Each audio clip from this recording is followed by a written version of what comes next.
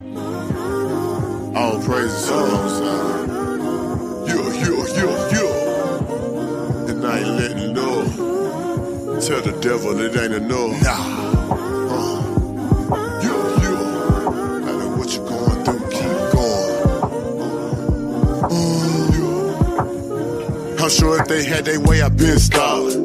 See, I can see him from a mile away. They in the cut, know how I play. Never been a fool, won't start the day. And I'ma play my part. Much is given, much required. I won't let them trick me out my place. Up, I gotta show I'm from how they play it hard. Don't know why I thought that it would change. When I came in, it's true. Once you peep the facial loans, then you cool. The way they play the game, flaw, I never do.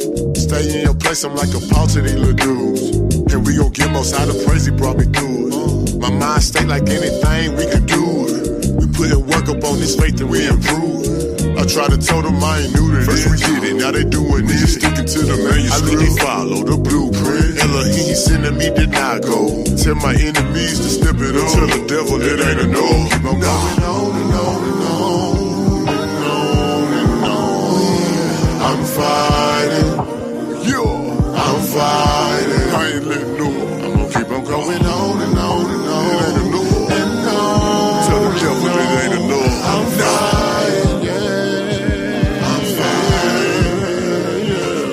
Look at all we done been through. We done overcame all that they pretend to. We don't fold, we don't bend. We knew we in due time, we would overcome. It's like a jungle sometimes. It made me wonder how I keep from going on. Experience, I don't worry. Most I say look up at the birds, think about it. Call them bird brain, but somehow they maintain. If I do that for them, it's for you. Don't you think I'ma do the same thing or more? Gratitude, grateful. He said no one gotta support you, I separate.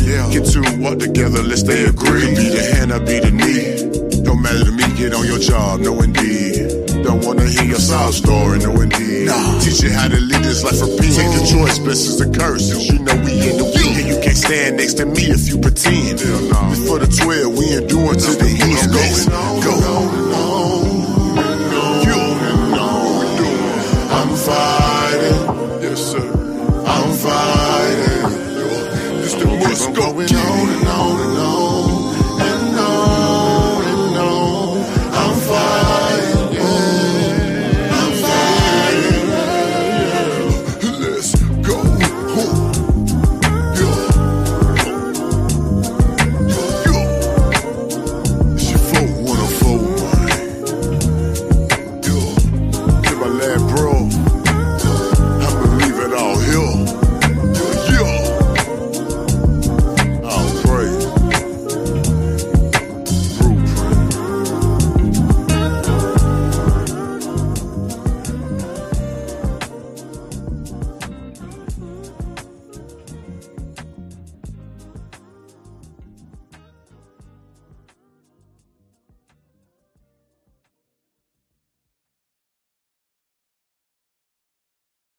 Read that, stay in the book. When I leave home, I stay in the book. When my spirit low, I stay in the book. When I need more, I stay in the book. When I need I stay in the book. When I need to grow, I stay in the book. When I feel low, I stay in the book. I stay in the book. I stay in the book. Quote that, read that, stay in the book. When I leave home, I stay in the book. When my spirit low, I stay in the book. When I need more, I stay in the book. When I need I stay in the book.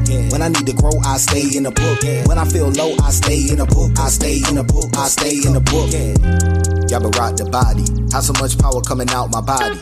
I can turn water to the potent yayin. Wish we had this when they smoked the Mayans. Quote that, read that, folks is lying. They never gon' teach rules written by them. They know the outcome don't provoke the lion. It's potent, so focus and don't deny it. I just take a hit and I'm choking by it. The Lord got smoke for the Goyim tyrants. They gon' get hit when your boy inspired. The Lord made vengeance with the words of Kayim. They live by the sword, so they dying by it. And I speak the word with the sword of fire. We above the birds, we are ordered higher. The border deserve the fire, like quote that, read that, stay in the book. When I leave home, I stay in the book. When my spirit low, I stay in the book. When I need more, I stay in the book. When I need I stay in the book. When I need to grow, I stay in the book. When I feel low, I stay in the book. I stay in the book. I stay in the book. Quote that, read that, stay in the book. When I leave home, I stay in the book. When my spirit low, I stay in the book. When I need more, I stay in the book. When I need I stay in the book. When I need to grow, I stay in the book. When I feel low, I stay in the book. I stay in the book. I stay in the book. Yabaraka Yadi. Feel the spirit moving through my soul and body.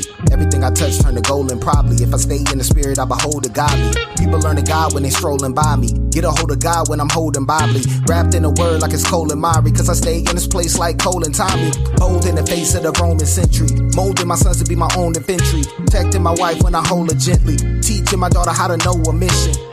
But sometimes I slip. And I lose my grip. And I lose my wisdom. So that's why I do this. I quote that, read that, stay in the book. When I leave home, I stay in the book. When my spirit low, I stay in the book. When I need more, I stay in the book. When I need I stay in the book. When I need to grow, I stay in the book. When I feel low, I stay in the book. I stay in the book. I stay in the book. Quote that, read that, stay in the book. When I leave home, I stay in the book. When my spirit low, I stay in the book. When I need more, I stay in the book. When I need I stay in the book. When I need to grow, I stay in the book. When I feel low, I stay in the book. I stay in the book. I stay in the book.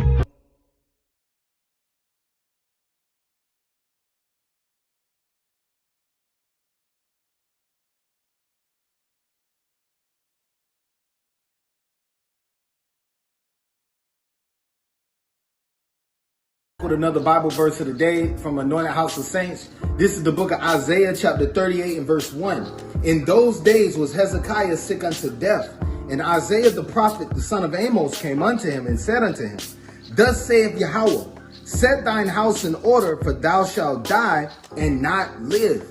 Listen, as a man of the Lord, we are responsible to lead our house in righteousness, just as Eli was responsible when we go back into the story of Samuel, the early chapters of Samuel.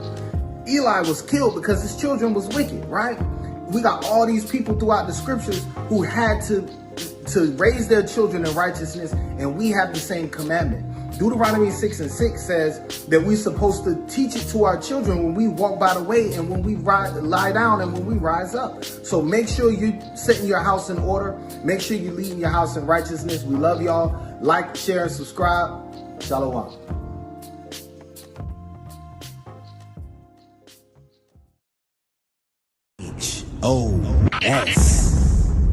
Shalom, shalom, Yasharallah. This is Captain Kanon with the Anointed House of Saints coming to you with another scripture of the day. I'm coming to you with Matthew chapter 10 and verse 34, which reads, Think not that I come to send peace on earth.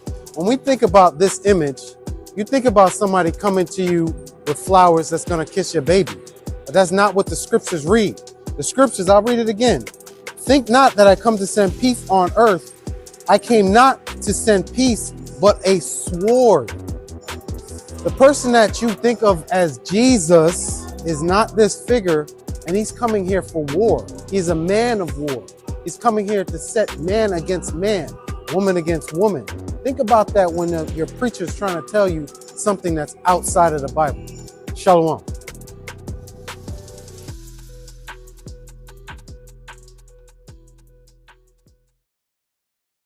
Mr. Captain Shaquat, or Northern House of Saints, here to give you the verse of the day. We're going to go to Proverbs chapter 22 and verse 29. Seest thou a man diligent in his business? He shall stand before kings, and he shall not stand before mean men. Do you have your business in order? Do you have a business, your job, 401k, life insurance, whatever it is? Do you have everything in order, right?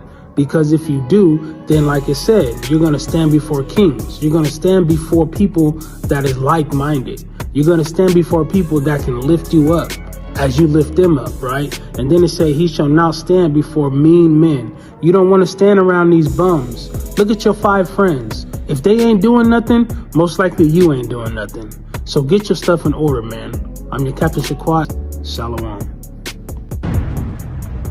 AHOS.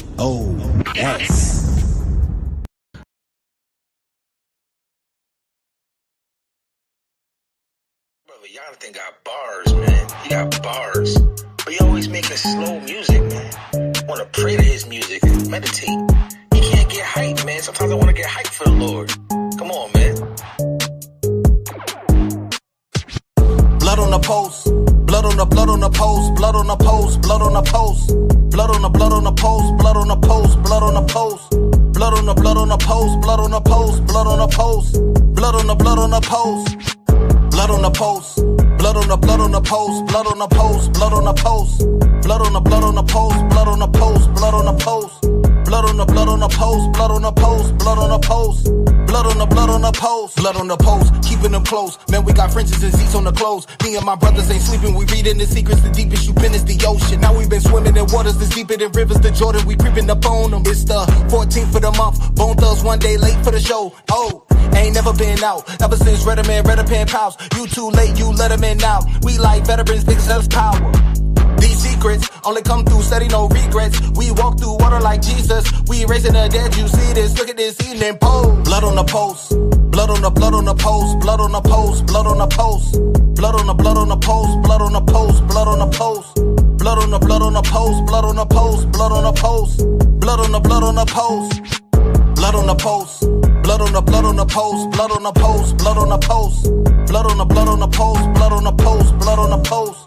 Blood on the blood on the post. Blood on the post. Blood on the post. Blood on the blood on the post.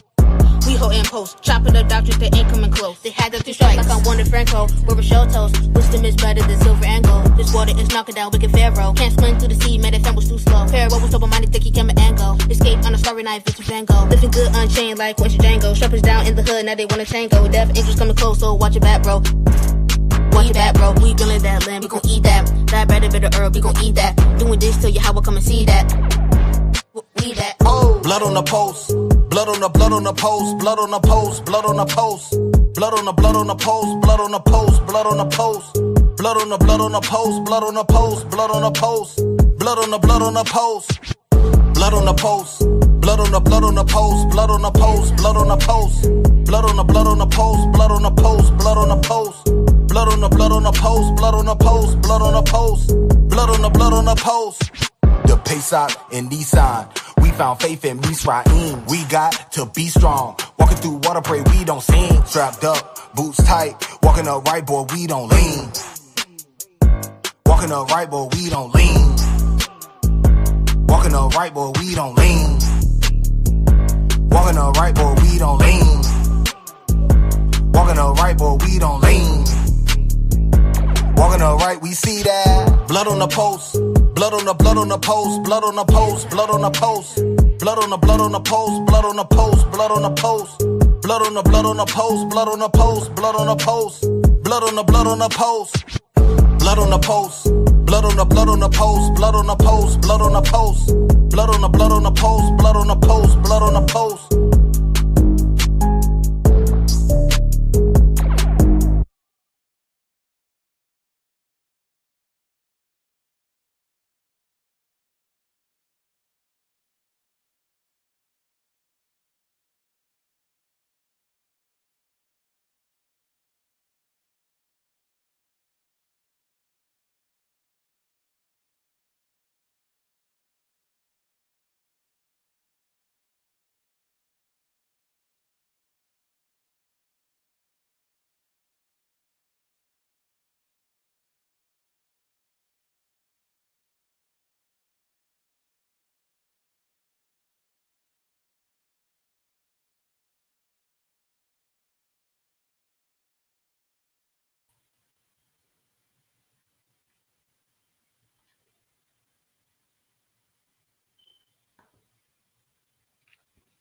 All right, Shalom. Can y'all see me?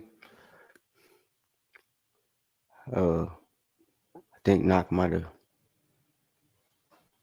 froze. Hold on a second, y'all.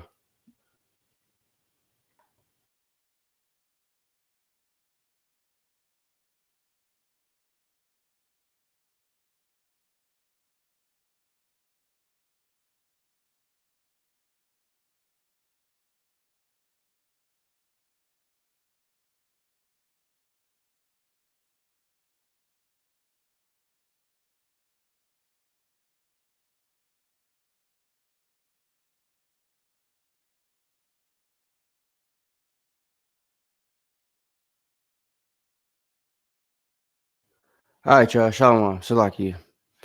So, I guess, Knock is frozen or whatever. Something's going on with his computer. So, but Shalom, y'all.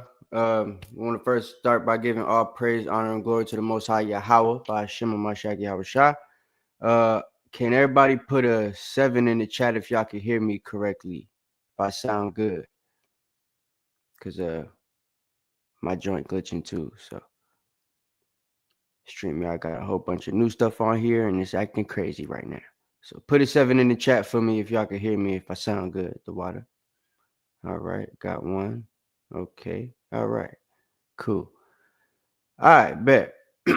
So today, main announcements I know to tell you guys is Passover. I'm not gonna be able to pull up everything because I ain't got all that stuff queued up like Knock does, and I don't have time to look for it. So our Passover is gonna be April 11th in Atlanta. You know what I'm saying? The information is on our website, anointinghouseofsaints.com. So y'all could go on there, you know what I'm saying? Check everything out. Buy your tickets, you know what I'm saying, before that stuff closes out. And y'all could pull up to the Passover as usual, right? So with that, the lesson today, right, is on head coverings. There's a doctrine and a tradition in the community that involves us having to uncover our head when we pray, and for women to cover their head when they pray. It's been taught as a law, basically, right? This class is in no way, shape, or form telling you not to obey that tradition, right? I just want to start by saying that off top, because our camp is going to make it an option to obey that tradition, right? So let's just put that out there. We're not disavowing what Paul said. We're not disagreeing with 1 Corinthians 11, none of that type of stuff, right? So that's first thing. Second, I'm gonna pull up a PowerPoint, right? Let me do this right now. Since everybody's doing PowerPoints, I figured I'd make one for this, right? So we got people who basically teach you can't wear crowns, you can't wear anything on your head because of what Paul said. I'm a brother, like to wear the crowns, right? In the Bible, this is called a diadem, and we're going to talk about that in this PowerPoint, in this lesson. But main thing is it's not, illegal, and it's something that you should have the option to do. And I'm going to prove that biblically, right? And we're going to go through some things historically too, so that you guys know what exactly we did when covering our head, especially when praying, and what we didn't come up with that's a custom now, right? So without further ado, let's go ahead and get on into this thing. Let me see if I can zoom in on here so y'all can see it a little bit better. There we go. All right. Cool. So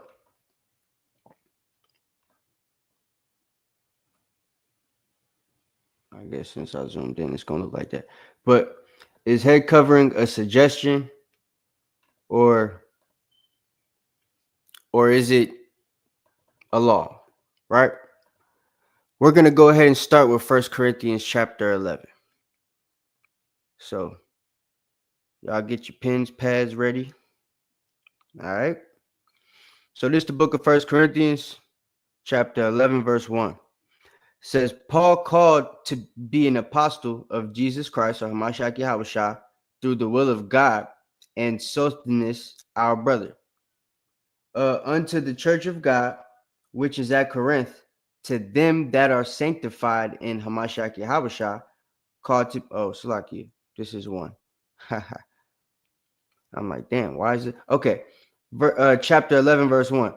Be ye followers of me, even as I am of Hamashiach, or Christ. Now I praise ye, brethren, that ye remember me in all things, and keep the ordinances as I deliver them to you. So what I want you guys to realize is what I put here in the point is, first thing to understand is that Paul was in Corinth, right? And he's in a position to give them orders, right? And suggestions to the 7 churches. So that's basically why he's writing these letters, right? Not just to Corinth, but to all the different churches that he wrote these letters to. So, and this was an attempt to make them, run smoother and more lawfully, right? The churches, that is. So he's giving them suggestions to make them run better, to make them be more lawfully, or to make the people more lawful, right? To make the shepherds of the people move within the law and not do things to break the law or to get over on the people, right? Things like that. So each church had its specific problems and situations, right? This chapter is speaking on a couple of the problems at the same time that are going on at the Church of Corinth, right? So they have situations where, like, basically what I said here was problems with the Church of Corinth were that they had issues with the church leaders multiplying wives into themselves, wives and husbands not seeing the significance of marriage, right? Unlawful separations like divorce and people wanting to just separate and get away from each other. In sexual intimacy, not seeing the significance in having to share yourself with your partner, basically, and more. So this was basically different discussions that Paul was having with these churches, right? And these were the things that he was talking to Corinth specifically about in an attempt to make them more lawful, right? And to make them run as a church should.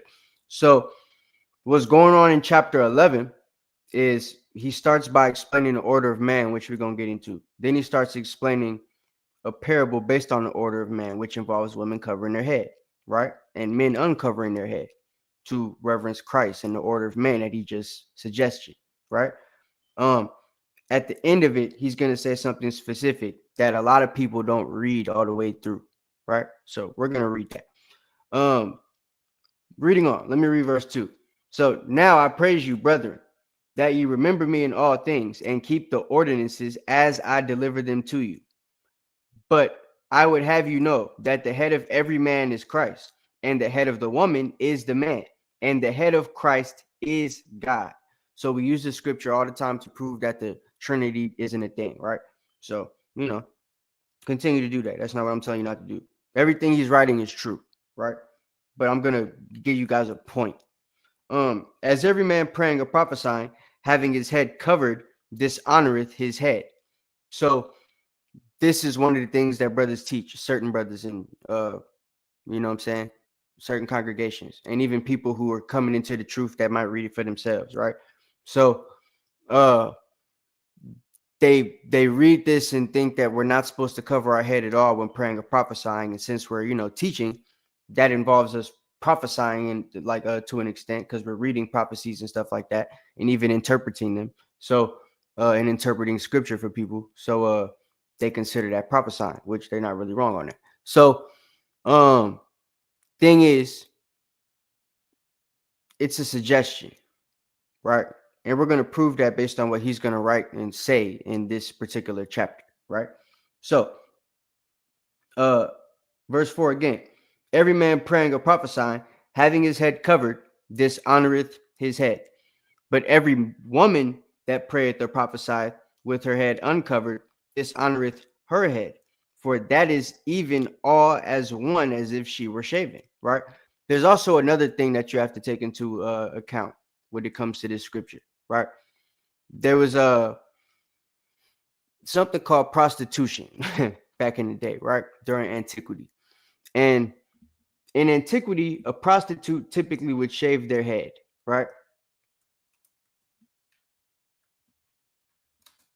Hold on a second.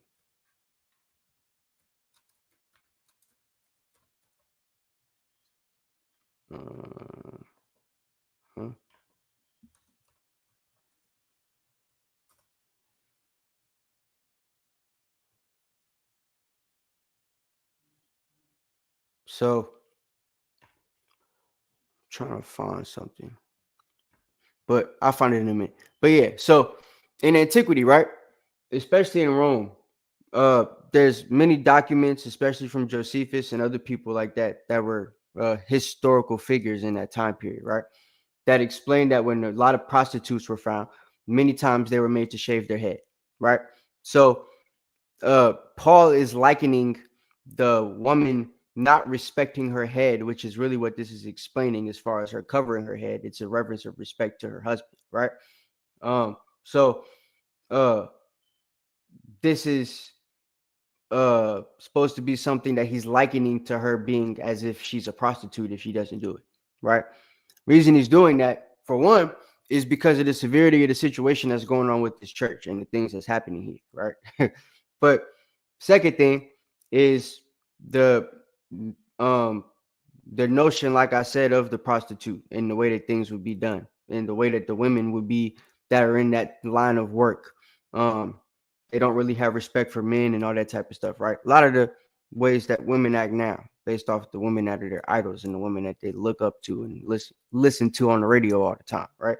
So, but yeah, that's just that on that. So here we have the covering of the head. Let me get back to my PowerPoint. All right, bye. So if we read on in 1 Corinthians, right, keep this in mind, the fact that there's historical things going on here. Like I said, he's talking about the woman being shaven to liken her to a prostitute because of the things that were going on in this time period where they lived in Corinth and Greece, like under Roman captivity, right? And a lot of times because of pederasty, right, men were made to make their hair long if they were involved in that line of work. For those of you that don't know what pederasty is, look it up. Pedophilia comes from that word, right? And it typically involved males, right? These males had a nickname which would be apprentices. If you know anything about apprenticeship, pederasty and apprenticeship go hand in hand. Okay, so you can look those two things up. You can figure out how that works. But the apprentice or the pederast would be, the apprentice would be somebody who usually would have to, grow their hair out, typically, right, to show that they're in a submissive state, because that's how it would be in Rome. So the female prostitute is shaving her head, right, and the male prostitute is growing his hair out. Talk about opposites, right, and the twisting of things upside down. But it happens here in America because it was something that they were used to and doing and, leaning on back then. So, yeah, this is why he's going to allude to the men making it an issue if they have long hair. He's not talking about in general. He's talking about for this specific church, because we have to understand this guy was a Pharisee. So he knows about the, Nazirite vow. You know what I mean? He knows that you have to have long hair for that. There's a temple still at the time of Paul being alive. So people are still doing things like that. Heck, Hamashiach Yahushua was said to be of Nazareth, right? So that's that. 1 Corinthians 11. We will start at verse 6. For if the woman be not covered, let her also be shorn. And there it is again. But if it be a shame for a woman to be shorn or shaven, let her be covered, right? And the reason it's a shame for the woman to be, covered or not covered, shaven or shorn, head shaved, is because of the prostitution label that comes with that, or the misconception of you being a prostitute if you shaved your head, right? Ironically, for the Black and Hispanic women that shave their head these days, you know that there's a certain spirit that comes with those women too, with the, feminism aspect to it. So it's just a spirit with the head shaving. One of the reasons why we're not supposed to do it. That law is not just there for the men, it's there for you women too. So, verse 7. For a man indeed ought not to cover his head, for as much as he is the image of the glory of God, but the woman is the glory of the man. Right? So he's teaching him to give reverence to the Most High and the Most High Son by not covering your head to honor Hamashiach Yahushua, and the woman is to cover her head to honor her husband. Right? So my question would be, what about the woman that's not married? Would this have been something that would be going straight to her too? If the context of what he's speaking about is a woman with a man, which he's going to go further into that as we continue to read. If you want one, y'all can answer that. or you could just make it rhetorical. It's up to you. But reading on. So, verse 8, for the man is not of the woman, but the woman of the man. Neither was the man created for the woman, but the woman for the man.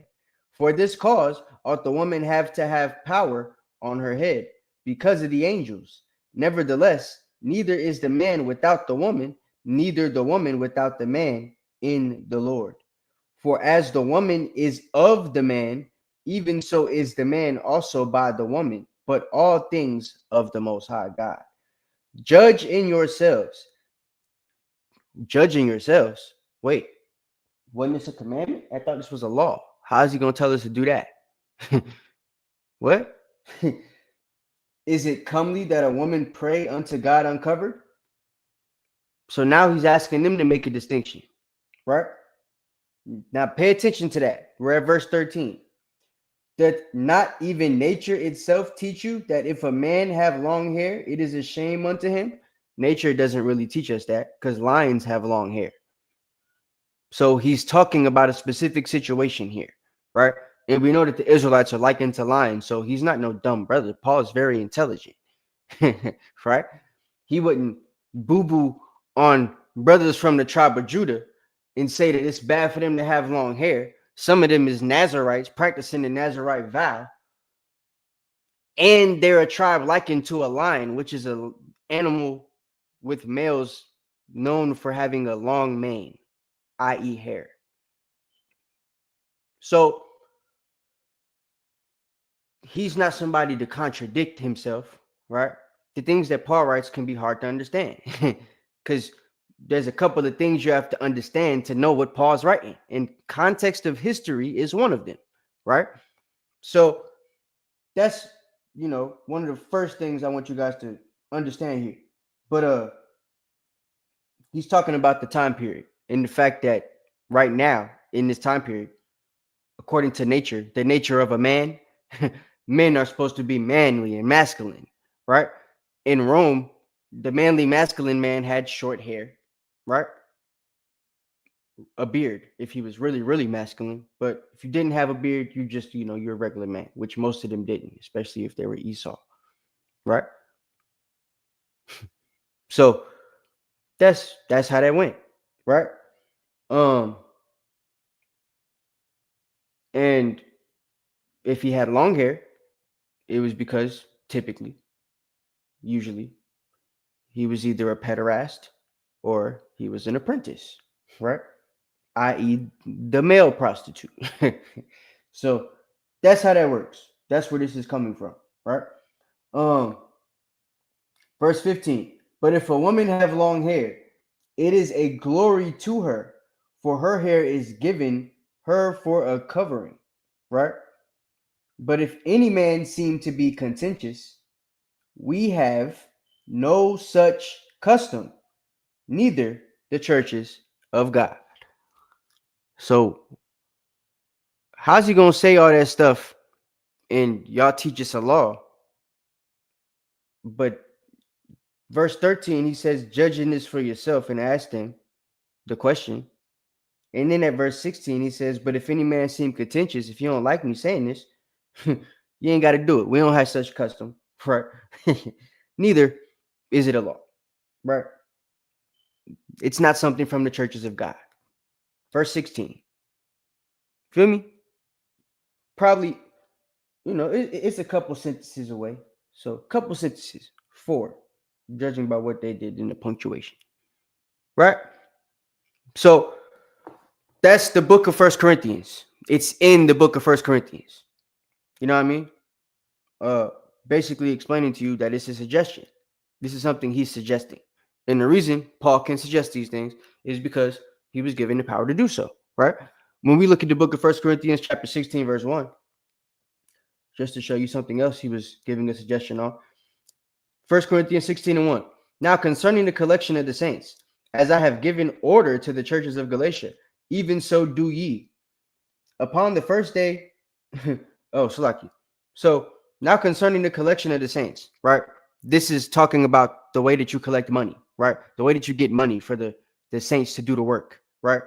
I.e., if you got a camp, right, or the church, your church is out there doing the work. You're going out on the streets because it's been commanded to them at this point. Mashiach's already come and gone. So they know they're supposed to go out into the highways and hedges, right? They got to do the work. They got to travel. They got to evangelize. So they're putting in money, right? They're putting in work. It takes money to do that in a white man society. It did back then, and it does right now. There's no new thing under the sun. So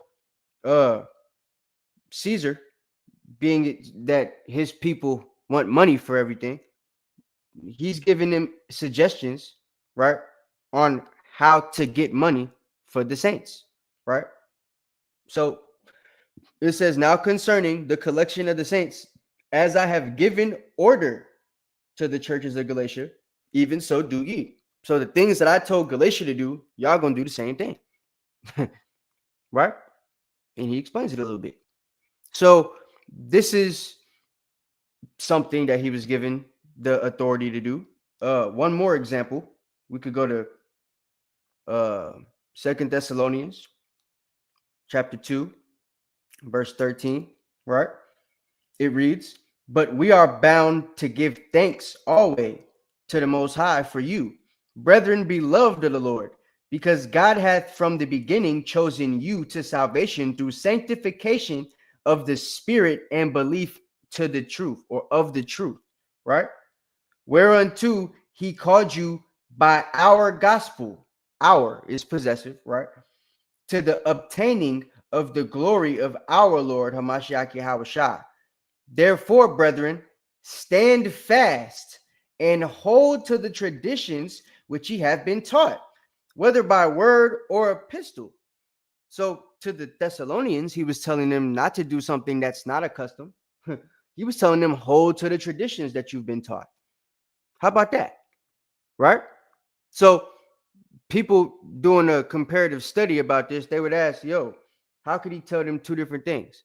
Well, each church had its different problems. So he's giving suggestions on the different situations and problems that they had, right?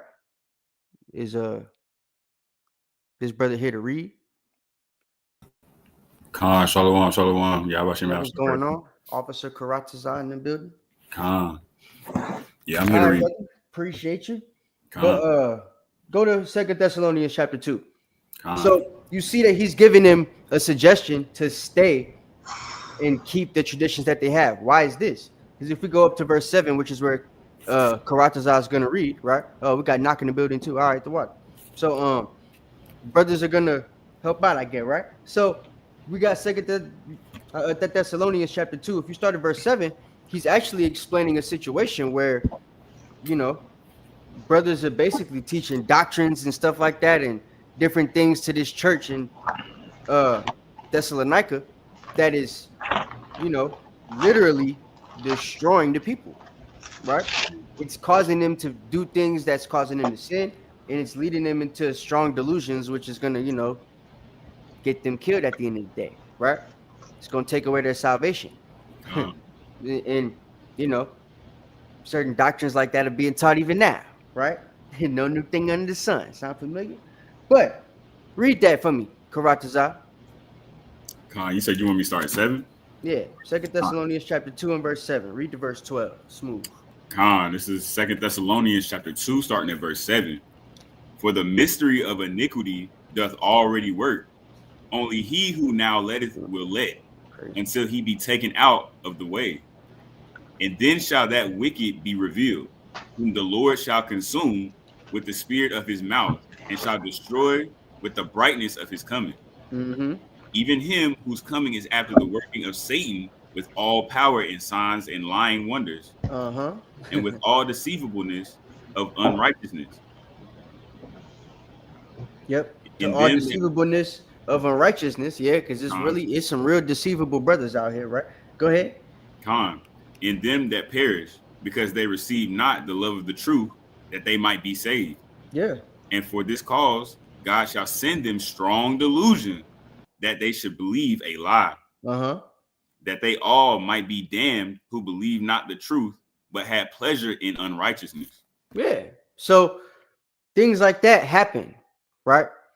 and they were happening back then in this church. So he's telling the people that would listen to him and that believe in Hamashiach Yahushua, that believe in the law, hey, yo, you gonna have to, hold fast to what you have, basically, right? So that's the situation here. So Paul is clearly in a position to be able to tell people, and give people orders, right? So moving on, traditions of head coverings, right? Biblical references. Karatazar, could you give me Exodus chapter 28, verse 2? There's something that you'll be able to look up, right? A mitre or mitri, however you want to explain it, or mitznefet, right? Which is how Esau says it now, the Jewish man. And the crowns, like what I be wearing, right, is called the diadem in the Bible. So we're going to see, we know according to Exodus chapter 19, verse 6, we are a kingdom of priests, right? So us being a kingdom of priests, and now us knowing that we're under the order of Melchizedek, it's okay for all of us to get or into to get and to take part in wearing the priestly garments, right? Of which we're going to read right now. And you're going to see that there's a turban or a mitre or a mitri, right? Or a misnefet that goes with this garment. And with the mitre, misnefet, mitri is supposed to be a diadem or a crown, right? So the crown that we wear is cool. The mitri is supposed to be cool too, but if you're doing it correctly, it's supposed to be like a mitre with like a diadem piece that could go with it, right? After you wrap it up and everything, you can wrap it around it. So, and it explains how to do it. You're not gonna make a full crown. You're gonna make like half a crown, and then you're gonna tie a blue lace to the back of it so you could just tie it in the back with the rest, right? So it even goes into real deep detail. We're not gonna do all of that for this lesson, but you guys can read Exodus 28 and it'll give you everything you need to know, right? So let's go ahead and read that one, brother. Exodus 28 starting at verse 2. And it reads, "And thou shalt make holy garments for Aaron thy brother, for glory and for beauty. And thou shalt speak unto all that are wise-hearted, whom I have filled with the spirit of wisdom, that they may make Aaron's garment to consecrate him, that he may minister unto me in the priest's office. And these are the garments which they shall make: a breastplate and an ephod, and a robe, and a broidered coat, a mitre, and a girdle." You see that? And they shall make. So that's basically what we be wearing the Passover, right? So it's the same type of thing. What brothers be wearing when they had their garments on at camp and stuff. Mm-hmm. When you go to the Masharah Yasharala summits and people got their garments on, it'd be the same outfit. You understand? Just got our own little swag and our own little touch to it. Mm-hmm. So it's because we're all priests, basically, right? We're kings too, but we're all priests. Mm-hmm. So we're a kingdom of priests. We all have to, at some point, right? We're gonna read too as well that one of the gifts that you get when Hamashiach Yahushua crowns you is going to be this mitre and the diadem, right? Talks about the crowns, but you're also going to end up getting the mitri too, because he talks about giving Joshua one, and the people that are going to be with Joshua get the same thing, right? We're going to see that in Zechariah. So this is something that we have to understand. It's actually something that goes with the garment, right? It's part of our traditions. So the reason that Paul was telling brothers, hey, if you have a problem, you can hold fast to your traditions. You know, we don't have a custom where you can't cover your head, is because we didn't. We actually have a custom where you do cover your head if you're in a judge's position. And when we get to the history portion of this part, I'm going to show you guys historically that people of high class, when we were in Israel and even Rome and stuff like that, if you were an Israelite during antiquity, you would typically wear a turban, right? If you were a man. Right. So, and the turban, the way that we would wear it would be, you know, it would be wrapped up a certain way, which it'll kind of explain that in the thing that I'm going to show you. So, but what verse you on? Verse 4. Verse 4. All right, read the verse 7. Go ahead. I'm gonna read from the top on verse 4. And these are the garments which they shall make: a breastplate, an ephod, and a robe, and a broidered coat, a mitre, and a girdle. And they shall make holy garments for Aaron thy brother and his sons, that he may minister unto me in the priest's office. And they shall take gold and blue and purple and scarlet and fine linen. And they shall make the ephod of gold, of blue, and of purple, of scarlet, and fine twined linen with cunning work. It shall have the two shoulder pieces thereof joined at the two edges thereof, and so it shall be joined together. Mm-hmm. So that's basically the garment that I got this year. Y'all gonna see it's gonna look fine. But jump to verse 36. But Con. I was gonna Verse 36. And thou shalt make a plate of pure gold, and grave upon it like the engravings of a signet, holiness to the Lord. Hey, y'all hit the like button if you haven't already. Baba Kashar, the water. Go ahead. Verse 37. And thou shalt put it on a blue lace, that it may be upon the mitre. Upon the forefront of the mitre it shall be. You see that? So this diadem is supposed to be on the forefront of the mitre, right? A signet. It's going to explain that. So go ahead. And it's supposed to have the holiness of the Lord on it. So it's got like a name, right? Right. Go ahead. Verse 38. And it shall be upon Aaron's forehead, that Aaron may bear the iniquity of the holy things, which the children of Israel shall hallow in all their holy gifts. And it shall be always upon his forehead, that they may be accepted before the Lord. And thou shalt embroider the coat of fine linen, and thou shalt make the mitre of fine linen, and thou shalt make the girdle of needlework. And for Aaron's sons, thou shalt make coats. Okay, come on. That's it. So I just wanted to show y'all that is part of the priestly garments. Give me Leviticus chapter 8, verse 7. Read to verse 9.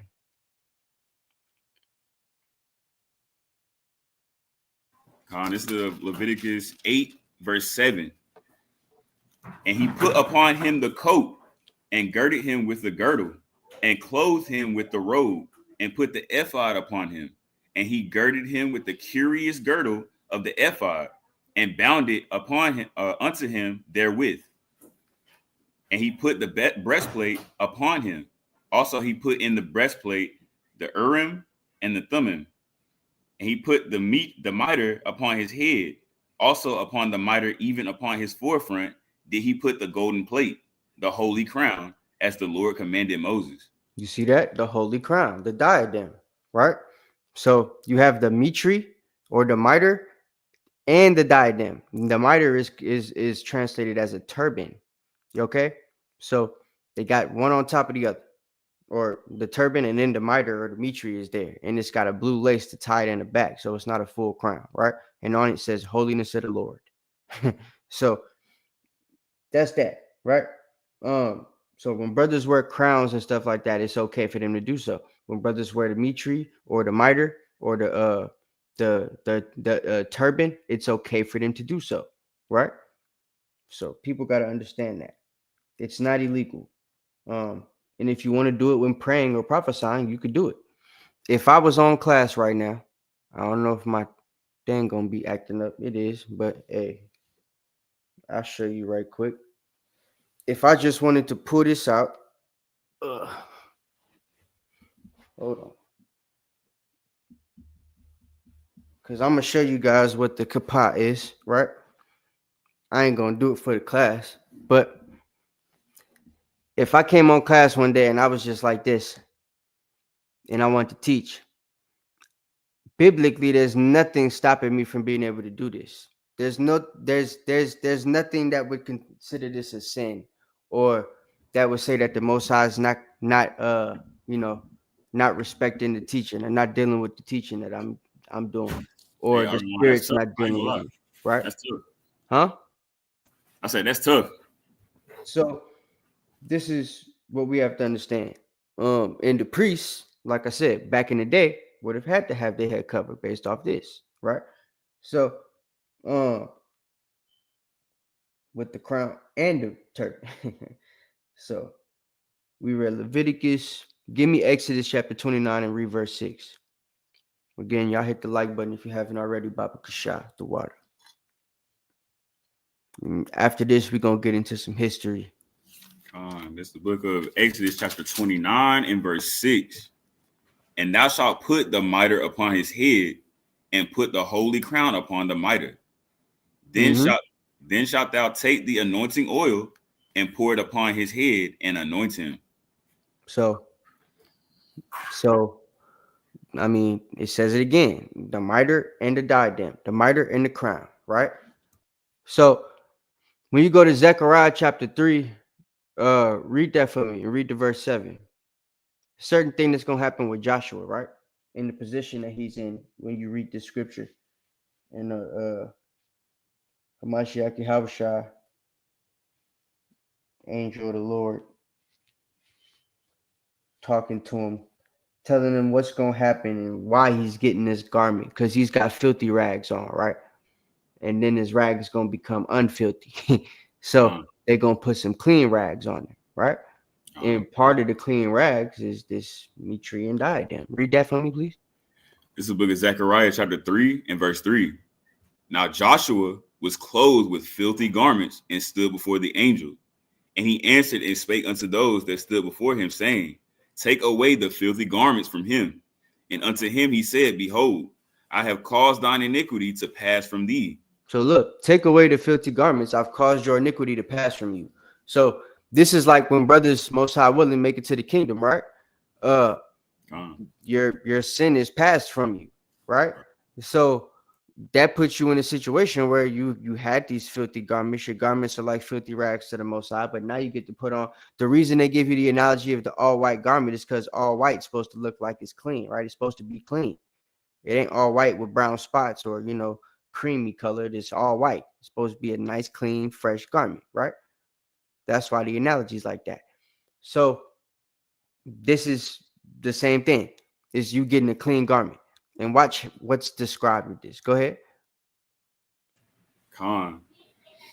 And I will clothe thee with change of raiment. And I said, let them set a fair mitre upon his head. A what?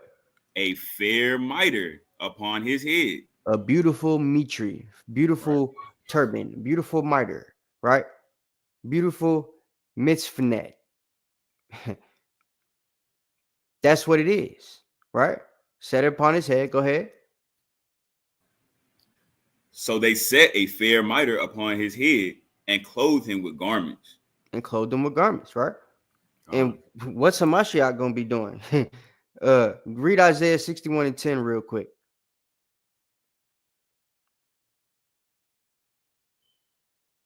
In fact, you ain't even got to read that. Well, nah, forget it. Read it. 61 and 10, you said? Yeah. This is Isaiah 61 and verse 10. I will greatly rejoice in the Lord. My soul shall be joyful in my God. For he hath clothed me with the garments of salvation. He hath covered me with the robe of righteousness. As a bridegroom decketh himself with ornaments, and as a bride adorneth herself with her jewels. For as the earth bringeth forth her bud, and as the garden causes the things that are sown in it to spring forth. All I wanted was verse 10. Read verse 10 again. 10 from the top. I will greatly rejoice in the Lord. My soul shall be joyful in my God. For he hath clothed me with the garments of salvation. He hath covered me with the robe of righteousness. As a bridegroom decketh himself with ornaments, and as a bride adorneth herself with her jewels. So a bridegroom decketh himself with ornaments. You know what I'm saying? One of those ornaments that he decketh himself with is this priestly headdress, right? Or a headdress period. You feel what I'm saying? So, especially in our customs back in the day, when it talks about the beautiful garments, right? In Isaiah 52, it's talking about the type of garments that we would wear if we're going to like a party for the king or something like that, right? Or something, right? So you'd have on your nice garments. If you got a diadem, you're going to put that junk on. It's a wrap, right? So that's the way that we would dress. That's the way that it's telling you that, your filthy or your clean rags, once you get rid of your filthy rags, they're going to look, right? And when we dress up, that's basically the way that we try to dress too, when we doing our thing within the law, right? When we coming together for the Israelite stuff. So I just wanted to show you guys that. And when you read 2nd Ezra chapter 2 and verse 40, right, and Revelations, you see that Hamashiach Yahushua, one of the things that he's doing in the last days, putting them crowns on people's heads, right? So that's that. Now for the history.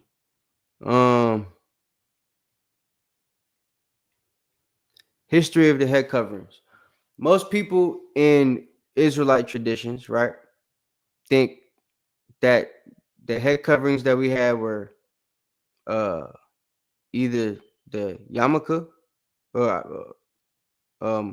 or the kippah, right, or that prayer shawl, the talit. So I got a little bit of information here, right? I'll give you the sources in a minute on the next page. But while the traditions of wearing the kippah or the yarmulke or yarmulke as a sign of respect and reverence for God is rooted in Talmudic times, which is important, right? Put a 7 in the chat if you read the Talmud. I just want to see something real quick.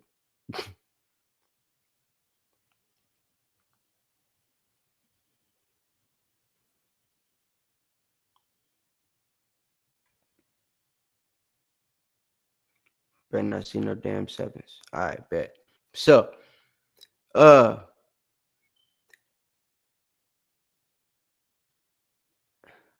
what? Not yet. This man.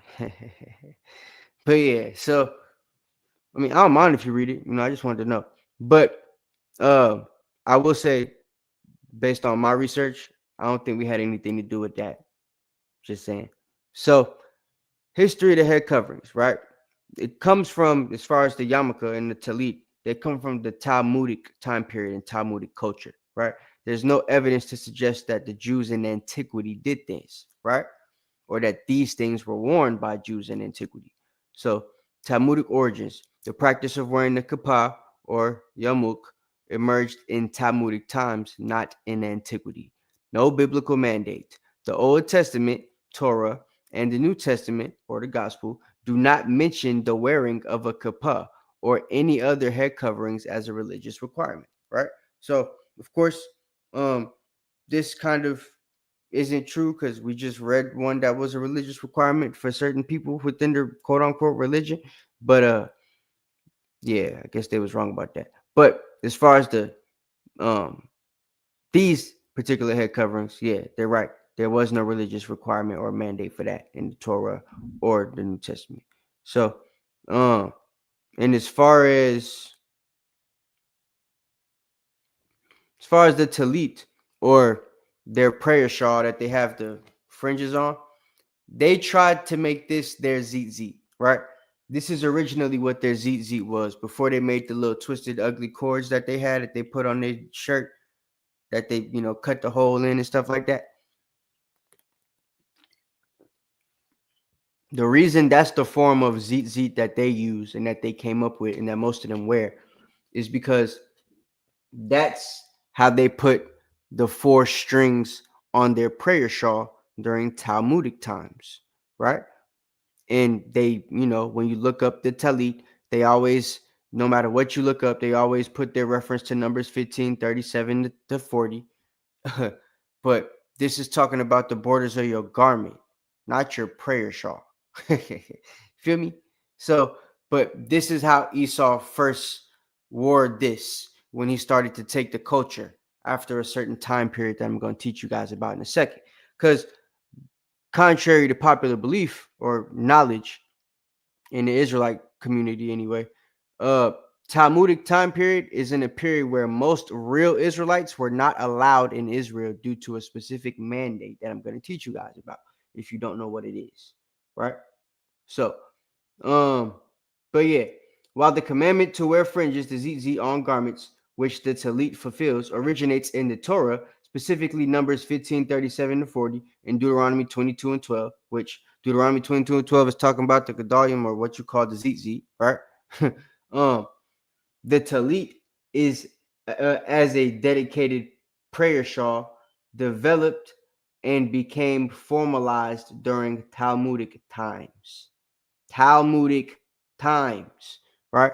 And just to show you guys when the Talmudic times was, before I give you this historical situation, Talmudic times would be when the Talmud was created. The Talmud was written between 3rd and 6th century current era, right? By Jewish scholars. The Talmud is a collection of rabbinic discussions about Jewish law, ethics, history, and philosophy. Paul told us certain things about philosophy, right? As far as our history, it's in the Bible. So why do we need to have discussions on it and put it in a different book? Ethics, our laws on ethics are the laws on ethics. So why do we have to have, like, Jewish law? The Jewish law is in the Israelite law book called the Torah. Why we need to have discussions on? You can't change it. You can't add or take away to the. So what's the, like? I don't understand. This is how you know it's not written by us, because the whole reasoning and the things within the book, there's no reason for actual authentic Israelites to talk about this stuff, have their discussions to talk about what this stuff means, because they know what this stuff means. They're the ones that wrote it and taught it. Make sense? So this is during the 3rd to 6th century. This is important to understand because there was a certain mandate that prevented us from being able to even go to Israel between the 3rd and 6th century, which I taught you guys before during my Dan lesson, right? The Mausseans, who were the Southern Kingdom, right? A lot of you guys that made it out of Israel during 70 AD, right, fled to Greece. The Joppa coast is not far from where you guys were in Jerusalem or Nazareth, right? So you make it to the coast, you hop on a boat, and you sail to Cyprus, and then you hop on a boat from Cyprus to Greece, right? Or Javan. Who's there already? Dan. You got brothers in the land, and at the time they're ruling. They go become the Mausseans. They rule together. You can see in history that they say that they're even related, the Dorians and the Mausseans, right? So they end up in that situation. And from there, you know, Judah goes into Scotland and Wales and all that stuff, which Scotland is what I'll be teaching you guys about next week. At the end of this class, I'm going to show you some things before we get out of here. But we go to Greece, right? We go to Scotland, Wales. We go to, you know, Scandinavia. We go to Turkey. We go to different places, India even, right? Africa. Y'all know about Africa already, though. So we go to all these different places, right? And then there's the few that stayed in Israel that end up going into captivity, and they get kicked out and dispersed as well, which we're going to read about. I'm going to show you. So let me stop sharing this. Bow. I just wanted to show you guys when the Talmudic time period was. Y'all hit the like button when y'all come in the building. So now let's get back into the PowerPoint. All right. So when it comes to these talits, right? That, like I said, is them making their fringes when they take over during the Talmudic time period that they were in power, right? When they were first starting to pretend to be us. Okay. So when they say they could trace their family back 500 years, they're actually not lying if they're part of the people that were in the land during the 3rd century. They're telling the truth, right? They're not lying. They probably can trace their family back that far because they had a mandate preventing us from being able to go. What are you talking about, Elia? Elia just be saying things. Okay. Look. And by the way, the sources for all this information that I've said so far. Jewish diaspora, Britannica Kids on Britannica.com, right? So this was actually an educational source that I gave you guys. And there's other sources that I'll give you afterwards. But following the destruction of the Second Temple in Jerusalem, 70 AD, the Romans did not expel all the Jews from Judea or Roman territories, meaning, you know, Galatia, Cappadocia, Thessalonica, you know, Scythia, Athens, all them other places, right? Even all the way to Punjab, India, okay? But rather, in Egypt. But rather, the Jewish population was significantly reduced, which would be Israelite, is what they're talking about here, through mass killings, enslavement, and displacement, leading to a shift in religious or a shift in Jewish religious and cultural centers, right? Why is this? Because the people who would now take over the Jewish religion or create a quote unquote Jewish religion would be people that aren't us during this time period. What are you talking about, Aaliyah? The Kakba revolt, right, led to a specific mandate, which we will talk about, called the Bar Kakba, right, revolt. This barred Israelites. Also, there was a man named Emperor Hadrian, who transformed Jerusalem into Aelia and Catapolina. Catapolina, barring Jews from entering and settling foreign populations there, and installed statues of Jupiter and himself on the Temple Mount, right? So they've got mandates from this Bar of Kakba and Hadrian himself, preventing them from being able to go back to the land during before Talmudic time period. This is 132 to 135 CE. They make the Talmud around 3 CE, 300, right? So that puts them in a situation where they get about 200 years to just be in the land, learning our culture and all that type of stuff. Now they're starting to examine it for real with their Talmud and all the questions that these guys are asking and stuff like that, right? And at the time, they're wearing their, you know, they see us with the turbans on, they can't tie them. So once they become the guys, they make a talit. They put the fringes on it, poke a hole in it, tie their little zit, right? On 4 corners, and then they put it on their head when they pray. They realize it looks stupid walking around like that. When the wind blows, it blow off their head and all that type of stuff. So what they come up with?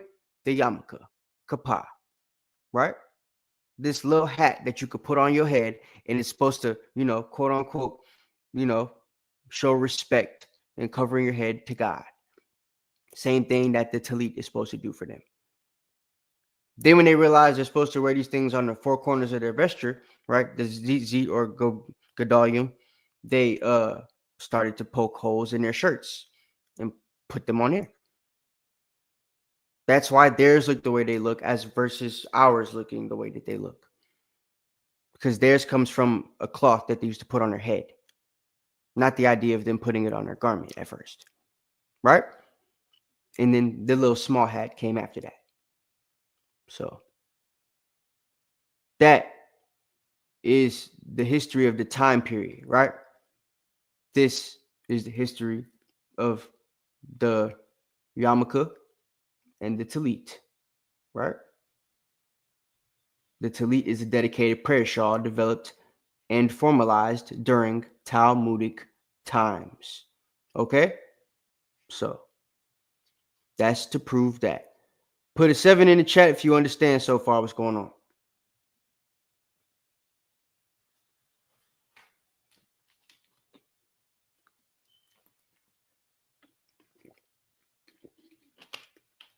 All right. Put a 7 in the chat if you understand what's going on. And if you got a question, put that there too. All right. So we see that the yarmulke and the talit, or the prayer shawl with the zits, is not actually part of our culture. It's something they made. How is it something they made? because they made it during the Talmudic time period. In the Talmudic time period, 300 to 600 is a time period where we were not allowed in Jerusalem. The real Israelites were banned. How do we know this is the real Israelites? Because these are the same people who had to leave the Second Temple in 70 AD that end up in Rome, which is where I told you Rome is considered Greece, which is considered, Athens and all them other places, Cappadocia and all them other places that I told you about, right? Even down to Punjab, India, and Egypt. We're moving to those places. But I'm talking specifically about the folks, where Paul was from. Like he's from Tarshish, right? i.e. Rome. So that's that, right? Roman territory. And these brothers and sisters that were born over there, right? They got enslaved and displaced, right? Or killed in mass numbers. Feel me? So that allowed for Esau to move into the land. They have the Bar of Kokhba revolt, right? 132 to 135, which is us. We're trying to revolt against them. It don't work out. We end up, still not being allowed in the land. And Emperor Hadrian transforms the land into Aelia Capitolina and bars the Israelites from entering and settling, right? And even makes us foreign populations, because that's how they considered us, to be a foreign population in this land, right? And he installed statues of himself and Jupiter, who used to be our god Cronus, right? Or Zeus. And that was that. All right.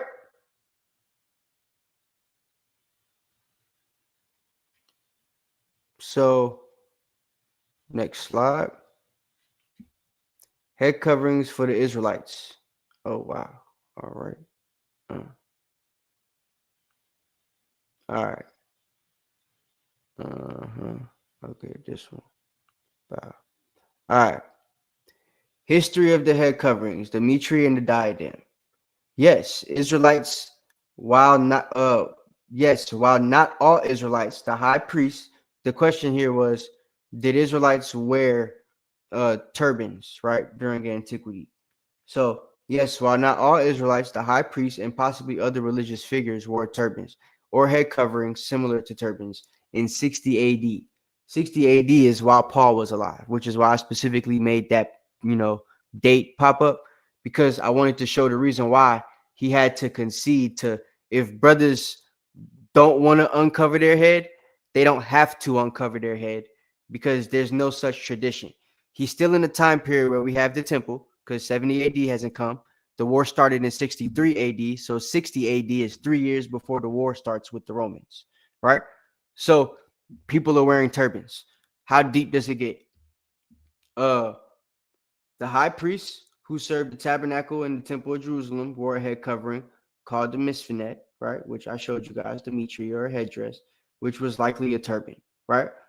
The Hebrew Bible describes the high priest's turban as larger and wound to form a broad, flat top shape, right? So it's wound a certain way, which is why the priests that we have at the Mashra Yasharallah taught us to wound it with the hole in the middle, with the flat top shape at the top, right?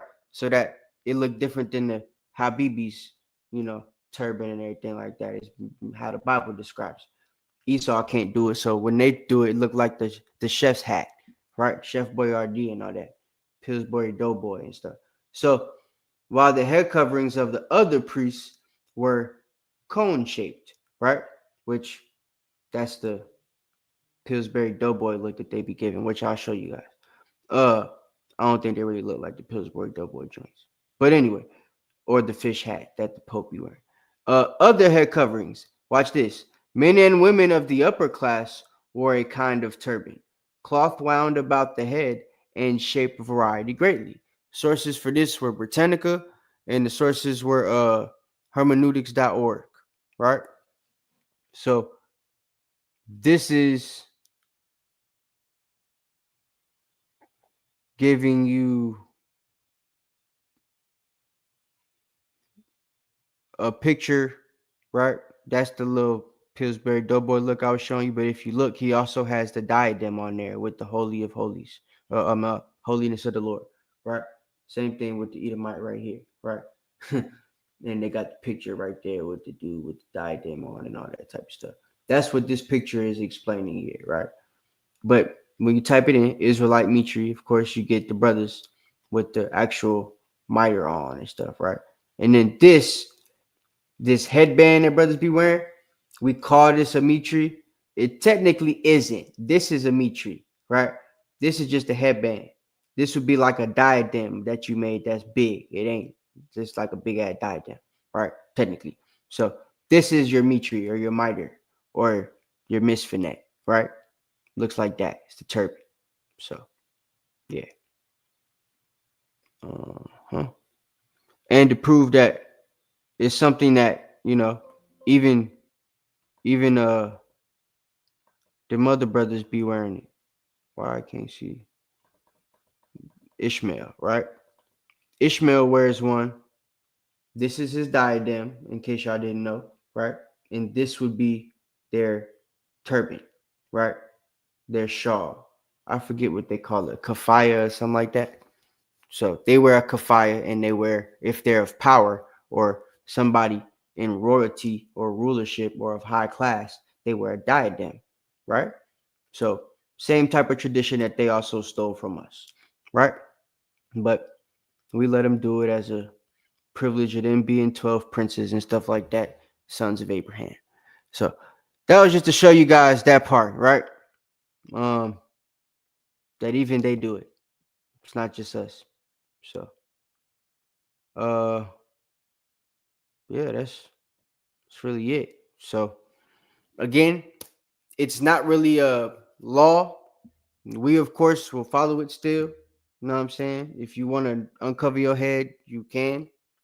If it's cold outside, you can still cover your head, right? You ain't got to worry about, oh my God, the Most High is not gonna deal with me if I gotta pray or something like that and it's cold outside. I gotta take my hat off. You ain't got to do all that. You know what I mean? Keep the hat on. You can still make your prayer. Most High is still gonna hear it. He's still dealing with you if you're doing what you're supposed to do, right? So, but like I said, just because we're saying that doesn't mean we're discounting what Paul said. But we have to acknowledge the fact that even Paul in 1 Corinthians chapter 11, verse 16 said it himself that this is a suggestion, right? If you don't like it, if you contentious about it, you know, you ain't got to do it because we don't have any such custom. So that's it on the actual lesson. Before we get up out of here, I want to show you guys something to allude to next week for anybody that's going to watch this that's not on it now. So we always talk about Scotland, right? That's crazy. Y'all not going to get this picture when y'all type his name in because y'all ain't break the algorithm yet. But we always talk about Black Scotland, right? And Black people from Ireland, Scotland, Wales, England. You know, we showing the pictures of King James, but ain't really any lessons that show you guys the actual history and who these kings was, so y'all can look them up and figure out the history. Even though the pictures that you find ain't gonna always be authentic, right? The history on the people typically is. You know what I mean? The description might not be, unless you can find the real descriptions of the people, but the history usually is right on the folks. They don't change the history. They just try to assume their position in the history, right? They try to make it about themselves. They try to change the identity of the person. You know what I mean? Like we be making the jokes. One day they're going to make Eminem black, and they actually might if we're here long enough. You know what I'm saying? So, but yeah, Fergus Moore, right? And Moore, ironically, is, yeah, them black. So, he's one of the kings that we're going to talk about. And you see in these two pictures, he's clearly a white guy. So they don't want you to know he looks like this for real. But I found this picture on the internet now. So when I type it in, the internet got to give me what I found because you know I found it. You know what I'm saying? He's Fergus Moore Mac Eric. I'm Mac Eric as well. But yeah, Fergus Moore, son of Eric. Right? But that's Fergus Moore, one of the kings.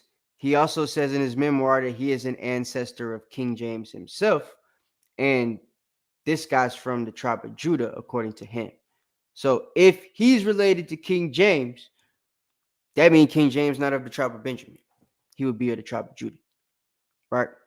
Which would make my theory correct in that PowerPoint where I showed you guys the stuff on Pharez and Zerah and the different coats of arms and stuff like that.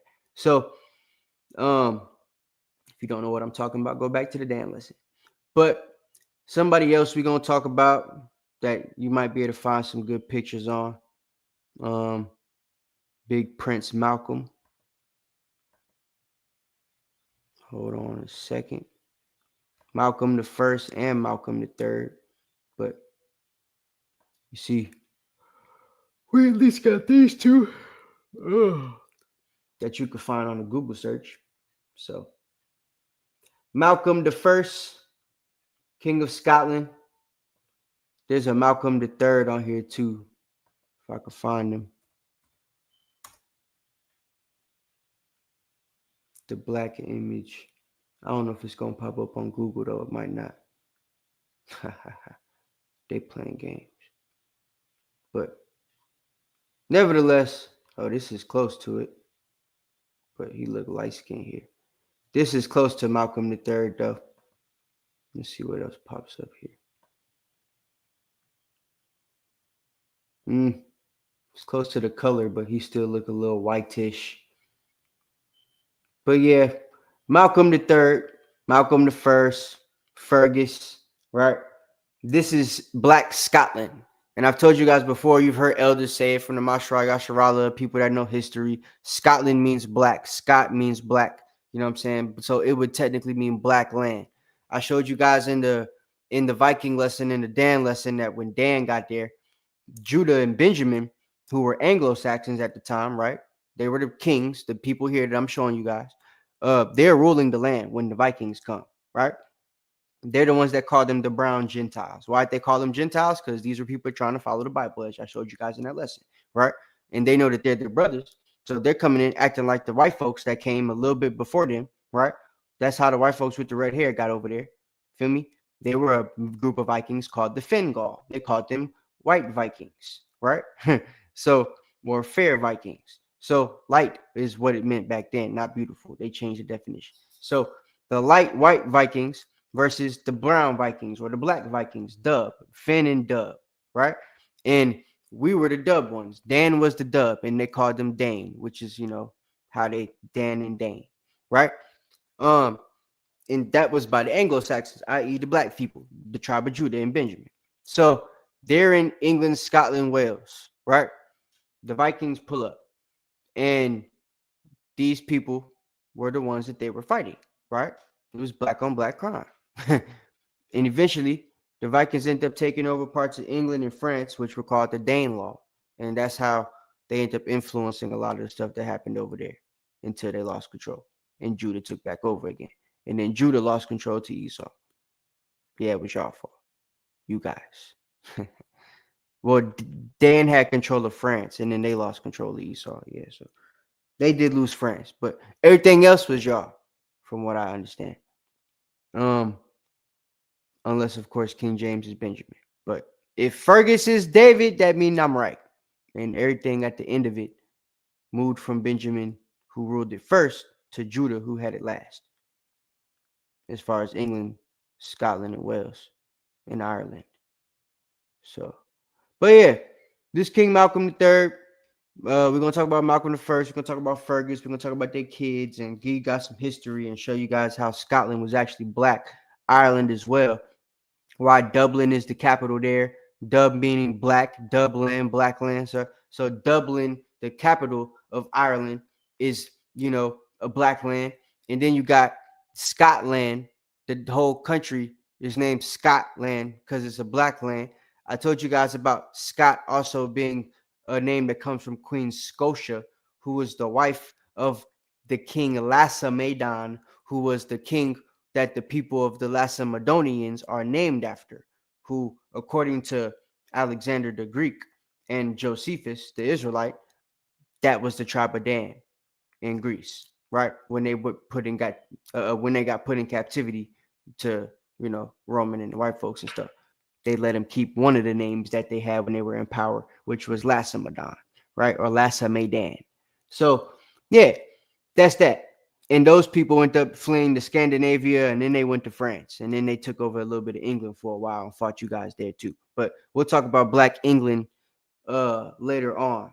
So, yeah, we're going to get into Scotland and Ireland this week. We'll get into Wales and England another time. And we kind of did France already in that lesson on Dan. So if y'all want to learn about the French kings, the Bourbons, and all them people, my people, right? Y'all could go and learn about that. So with that, I ain't got nothing else for y'all. Hope y'all enjoyed the class. Like I said, the choice is yours as far as the head coverings. Is it law or opinion? Neither. It was a suggestion, right? And you can take hold to the suggestion, or you can deny the suggestion. The choice is yours, right? Neither one is going to make it sin upon you. But be respectful, right? If you're around brothers and sisters that want your head covering removed, you should remove your head covering, because you have to be all things to all men, especially your brothers, right? So you should do that, right? If you're around brothers and sisters that don't care, then, do what you do. So that's that, man. I don't got nothing else.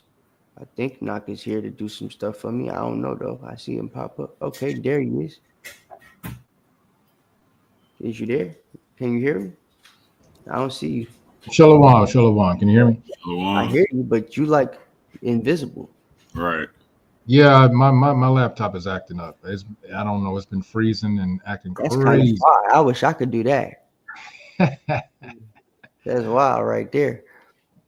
But Well, Con, all praises for that, Cap. All praises. I hope everybody kind of got a little better understanding of what Paul stressed as the law versus what he suggested to bring the churches back in order is basically what he was doing. So all praises for that. You didn't get a chance to. I wasn't in earlier because I was frozen. I had to turn my laptop off. Were you able to give announcements out or anything like that, Cap? I just told them that Passover April 11, get your tickets on the website, and that's all I said. And we jump into the lesson. Okay, Con. Well, just for those who may have came in after you gave that, I'll go real quick. We're gonna go over announcements. Hey, real quick. Any brothers who want to do the work with Anointed House of Saints, you can do so by sending us your request for that through email at anointedhos@gmail.com. In the subject line, please put prospect phase, and we will get that information to you as to when our next prospect phase will begin. Also, we have coming up, let me pull it up real quick. Our feast day calendar, of course, we have the Feast of Purim coming up right around like what, March 11th and March 12th, right? Mm-hmm. We will be having some classes on that. Please tune in. Check YouTube and check Facebook for lessons on the Feast of Purim. Also coming up, we have a great feast day coming up, our Feast of Passover, which is one of my favorites. I'm sure for others also. That will be taking place in Atlanta, Georgia. Let me pull up the, matter of fact, let me do this. Hold up. I'm trying to learn how to get a little bit quicker with this stuff here, right? Let me do this. I'll present it and share screen. There we go. All right, here we go. This is our website. And of course, on our website, we have our Passover 2025, which will be taking place in Atlanta, Georgia. Please reserve your seats. Come to this website, anointedhouseofsaints.org. And you can purchase your tickets by clicking on events right here. It will take you to another page where you scroll down to the Passover. And as you see right here, AHOS Passover 2025, secure your tickets with membership offers, right? You can sign up to reserve your seat. Also, since we're here, let's go to the support page, because what we have done is we have designed and put together donation packages for those who would like to donate to Anointed House of Saints, monthly donations. And in these donation packages, we have incentives that we give. $20 foundation supporter every month. We have the growth supporter at $50, and then mission partner at $100. All of these have great incentives at the bottom of them. As you can see, 10% off of AHOS feast days and events for the $20 and $50 package, but free entry to the Passover, First Fruits, and Tabernacles for the $100 package. So that's always something that you can look into if you're not able to, commit to something like that at this time. We do still accept alms, and that would be of any amount. We appreciate any donation. You can send your alms to $AHOS School. As you know, this donation supports our school location and also the community events that we also hold, also as well as feast days and different things like that. So if the Most High puts it on your heart, please do so. Support AHOS because we're trying to build our nation back together to get this kingdom, right? Also, what else do we have here? Oh, let me jump here real quick, because on this website we have a shop page, right, where we actually have merchandise, or what the young crowd calls merch. I had to learn that word from my sons because I thought it was merc. Nah, merch. Merch. We got merc too, but we don't do that no more. Yeah, right. Yeah, we ain't merking nobody now. But as you see, we have a few items on this shop page. Hey guys, go to the page, check it out. You know what I'm saying? Purchase some items on here. We're going to be adding more and more as we grow, of course. Also, we also have a special portion on here called our blog posts, right? Where we have officers and captains who are now writing blog posts on different titles and subjects. As you can see, there's one that I believe Captain Jonathan just posted. It says, "Does Acts 10 change the dietary laws?" These are great for information. These are great for insight. These are great for breakdowns. These are great to break down and read to your family. It gives you more meaning as you search the scriptures. This is just a great tool. I just thought it was a great idea that we have here. So this is if you ever need to prove it to people, right? Because Christians be trying to eat pork and all that type of stuff. So you could just pull up this stuff on a Google, right? You could literally type in whatever question you ask, and if we have a blog post on it, our blog post will pop up as one of the options you click, right? If you click it from the Google search engine, it'll pop up more and more often for people, so they'll be able to just straight up see the blog post. So y'all go ahead and do that so that we can help people out when it comes to y'all breaking stuff down and looking for stuff, right? It don't always give you a white website like Bible Hub or Bible Gateway or something like that, right? It'll give you Anointed House of Saints. And all praises for that. So with that, hey, Passover is coming around. If anyone is wanting to participate or for Passover in Atlanta, please hurry up. It's right around the corner. We would love to see you there. All right. All praises for that. Let me go ahead and go back to where we were. Also, yeah, here we go. Smooth like butter, right? Y'all probably didn't see that, but anyway. Right here. No, I'm playing. Go ahead. But also, I'm trying to think, is there anything else that I have to give? I don't think that's it, but I think that's all I have that I can think of right now. Didn't give any shout outs. Salakia to everyone who is still here. I wasn't able to give shout outs because my computer wanted to act stupid today. I see you, Tank. I see it now. He calls me the radio host. I don't know where he get that from. He's speaking facts. That's fact. All right, all praises. So let's go ahead and get that Daniel 7 and 18. Go ahead and close on out. But you see this right here? Oh, this sorry. Right here, Did I take that off? Sorry, Cat. There you go. Before we leave, this is funny. Royal Collection Trust. I gotta look this up.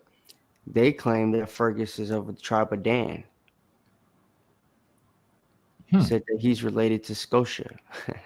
Uh-oh. So who could it be? Right? That Fergus Moore looked like a brother. He's definitely a nigga, brother. He's definitely Jake. Yes, for sure. Yeah. He's related to the daughter of Pharaoh's wife, right? Who discovered Moses. Who married the Danite, Lassamadan. Uh-oh. That's where the name Scott come from, because she was black as the berry, Mm-hmm. So my middle name's Scott. But yeah, is he Judah? Is he Dan? Which one is the man? We will find out next week.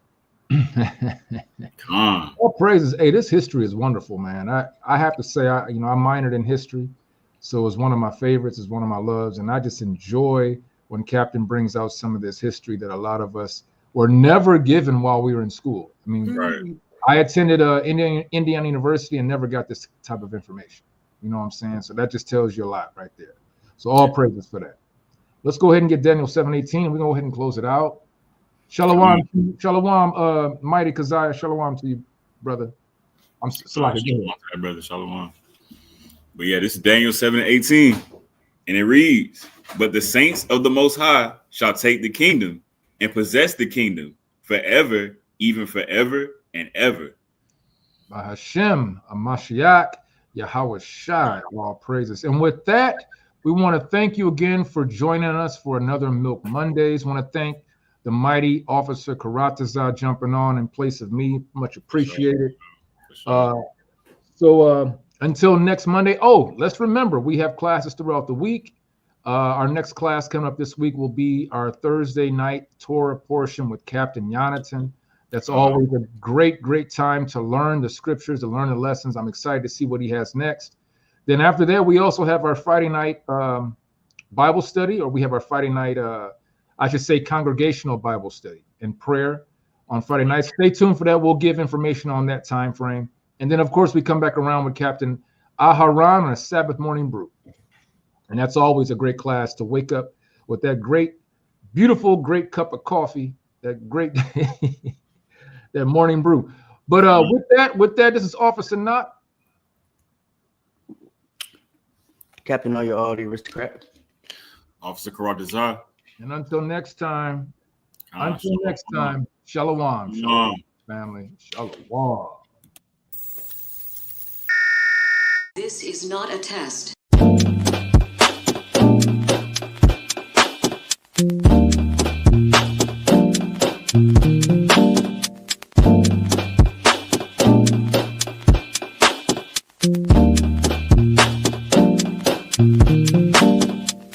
Black skin, black sauce, black Jesus, black music, black skin, black sauce, black Jesus, black music, black skin, black sauce, black Jesus, black music, black skin, black sauce, black Jesus, black music, black music, black music, black music, black music, black music, black music. This is not a test.